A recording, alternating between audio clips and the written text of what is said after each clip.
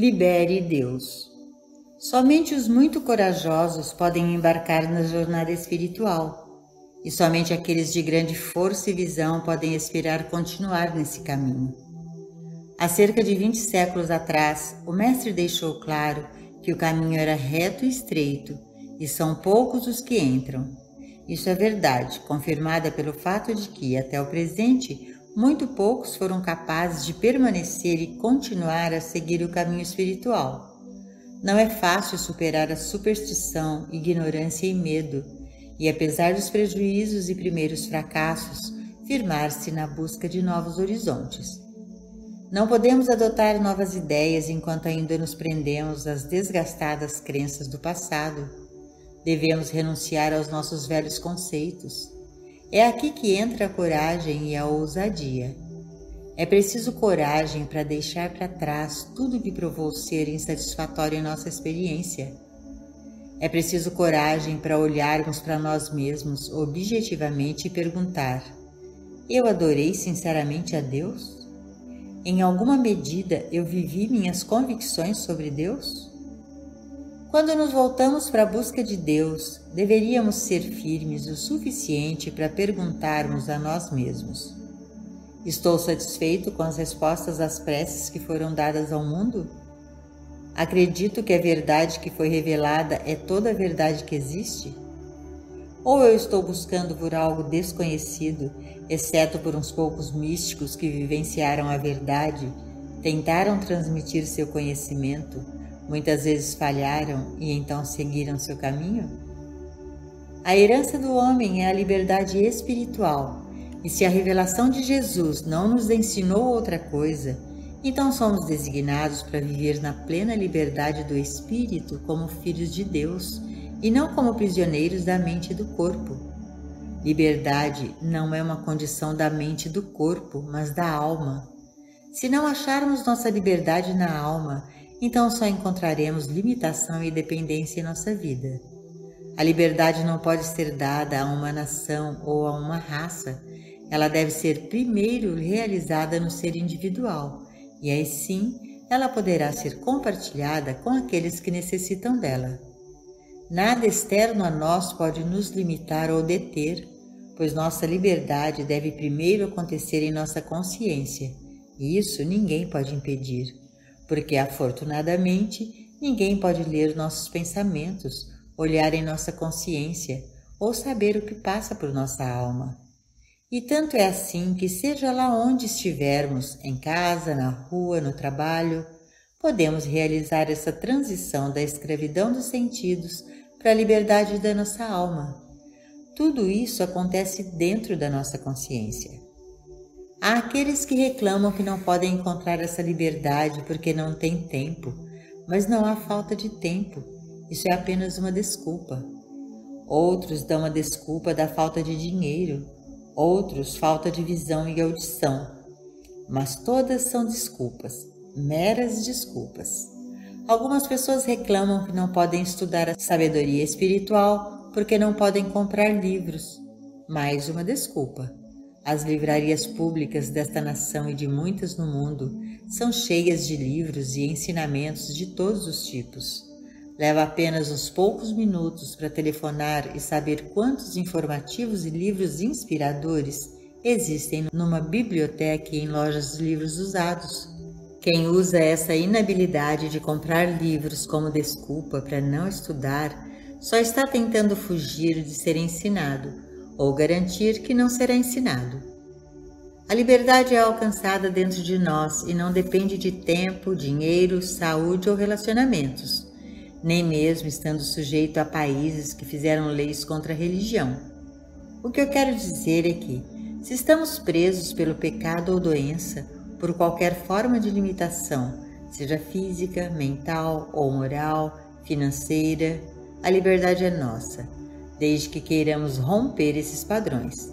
Mas não pode ser um desejo tímido, somente a esperança tipo: eu queria ser livre, eu queria ser como outras pessoas, eu queria saber o que os outros sabem, eu queria ter a educação que eles têm. Quantos álibis, quantas desculpas! Há educação disponível para todos, da escola elementar a cursos em universidades, e isso sem nem sequer assistir às aulas pessoalmente. Existe uma liberdade física, mental, moral e financeira suficientes para todo aquele que realmente deseja liberdade. Sem esse impulso, nada pode ser alcançado. Se queremos atingir as alturas, deve haver tal aspiração pela liberdade que seja verdadeiramente um entusiasmo, em vez de sentar, desejar, esperar e reclamar que não conseguimos alcançar. Nenhuma pessoa ou condição exterior podem nos deter. Podem nos atrapalhar por 1 ano, ou 5 ou 10, enquanto lutamos, trabalhamos e rezamos por liberdade. Mas eventualmente a liberdade vem, não importa qual a forma de limitação. A única coisa essencial para a liberdade é o desejo de ser livre, nada mais. Porque o desejo de ser livre faz com que os meios para isso revelem-se por si mesmos. Já foi dito que quando o discípulo está pronto, o mestre aparece, às vezes como uma pessoa, às vezes como um livro. Mas se não há nenhum outro modo, quando o desejo é suficientemente profundo, o mestre aparecerá internamente, porque há tantos mestres espirituais no plano interior quanto no exterior, se não houver muito mais. A liberdade vem quando podemos romper as limitações da mente, quando não tentamos rebaixar tudo a um significado ou confinar cada afirmação a significar sempre a mesma coisa. Palavras às vezes parecem contraditórias, mas isso é porque significam uma coisa hoje, outra diferente amanhã e são usadas de modos diferentes. As coisas verdadeiras da vida não podem ser restringidas. A liberdade não se limitará a uma palavra. É como a paz, é como a alegria. Sabemos o que são, mas não podemos descrevê-las ou explicá-las, porque não são confináveis a uma palavra ou frase. Como pode alguém explicar o que o salmista quis dizer com o abrigo secreto do Altíssimo? O que é isso? Onde é isso? Isso é um lugar? Algum lugar mais alto? Será que o abrigo secreto do Altíssimo está localizado no tempo e no espaço? Paulo disse, porque nele vivemos, nos movemos e existimos. Como podemos descrever o lugar onde vivemos se vivemos em Deus? Onde é isso? Qual é o clima? Qual é o seu clima? Somos instruídos a abrir nossas consciências. Como abrir nossas consciências? Como se parecem quando abertas e quando fechadas? Quando falamos em voltarmos para dentro, fechando a porta e entrando no santuário, onde é o santuário? Em nossa casa? Na igreja? Em algum lugar que não seja consciência? Tudo isso são apenas palavras, e se tentamos dividi-las em seu significado, nós a perdemos. Digamos que elas são poesia. Sim, elas são, e nunca encontraremos o reino de Deus sem poesia.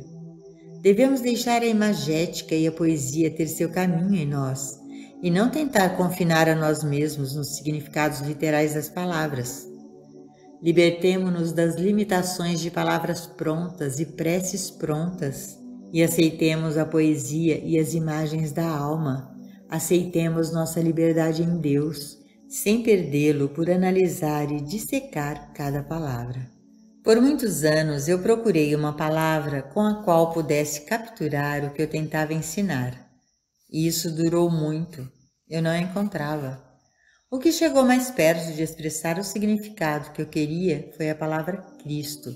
Mas se tentarmos rebaixar o termo, tentando adequá-lo a um significado, nós o perdemos. O que o Cristo significa não pode ser reduzido a palavras ou termos. O espírito do homem ou a consciência não pode ser restringido. Não podemos confinar Deus. Não podemos analisar ou dissecar Deus. Não podemos sequer nomeá-lo. O próprio Deus nos escapa quando tentamos reduzi-lo a 4 letras, D, E, U, S.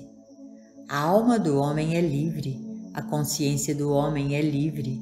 É por isso que não podemos limitar Deus a uma religião, não podemos limitar Cristo a uma religião, e não podemos limitar a religião a um homem. Não podemos confinar, restringir, limitar Deus, o Cristo ou a religião, pois são livres, e se tentarmos encerrá-los numa forma, nós o perderemos. Mas uma coisa sabemos: há um Deus, e a natureza de Deus é onipotência, onipresença e onisciência. Isso não limita Deus. Não o limita porque é certo que não podemos afirmar conhecer o significado de onipotência, onipresença e onisciência. São apenas palavras que usamos e têm um significado especial para nós. Se podemos aceitar o Cristo, se podemos abrir-nos para recebê-lo e descansar nele, ele vai agir em nós e através de nós. Se tentarmos compreendê-lo ou explicá-lo, nós o perderemos. Não podemos rebaixá-lo para confiná-lo em nossa mente. Ninguém jamais teve uma mente enorme o suficiente para conter o Cristo. Ninguém jamais teve uma mente tão grande para abraçá-lo, ainda que a alma humana possa vivenciá-lo. Mas devemos querer vivenciá-lo e então deixá-lo ir. As experiências vêm de novo e se vão.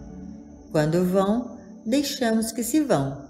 Porque não é possível a ninguém viver nas nuvens 24 horas por dia.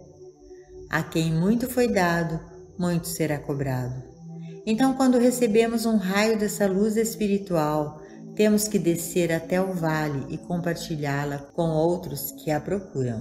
A liberdade espiritual é alcançável por qualquer um de nós. É nosso direito de nascimento. Cada pessoa na Terra, seja branca, amarela ou negra, amiga ou inimiga, cristã, judia, muçulmana ou budista, tem direito à plenitude da vida. Mas a realização dessa plenitude espiritual não vem facilmente e nem rapidamente.